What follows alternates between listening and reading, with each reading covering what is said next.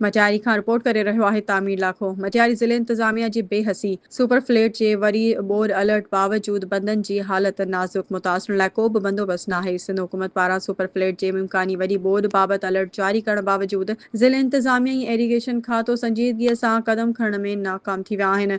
बंदनि जी हालत इंतिहाई ख़राब हुजण बावजूद मरमती कमु शुरू न कयो वियो, जॾहिं त बोर जे ख़तरे सबबि कचे जे सवे माण्हुनि लॾ शुरू करे छॾी आहे, पर खेनि रिहाइश, खुराक, पाणी, सिहत ऐं ॿियनि बुनियादी सहूलियतुनि जी फरहामी लाइ को बि इंतज़ाम नाहे कयो वियो।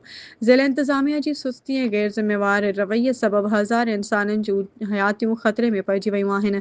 मुतासिर इलाइक़नि में सरकारी इमदाद जो को निशान नाहे, जॾहिं त माण्हुनि खे खुलियल आसमान हेठि बेआरो मददगार ज़िंदगी गुज़ारणी पइजी रही आहे।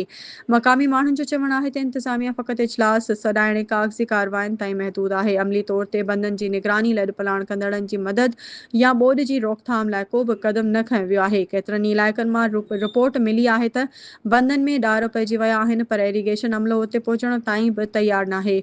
इहा सूरतहाल न सिर्फ़ इंतिज़ामिया जी नाअहली खे ज़ाहिर करे थी, पर उहा इंसानी अलमीअ जे शिकिल इख़्तियार करे सघे थी जेकॾहिं तुर्त क़दम न खंया विया। सिंध हुकूमत खे घुर्जे त फौरी तौर ते ज़िले इंतिज़ामिया खे मुतहरिक करे एमरजेंसी बुनियादनि ते बंदनि जी मरमत, लॾ कंदड़नि लाइ कैंपूं ऐं ज़रूरी तिबी इमदाद, खुराक, पीअण जो साफ़ पाणी ऐं ॿियनि सहूलियतुनि जी फरहामी खे यक़ीनी बणाए।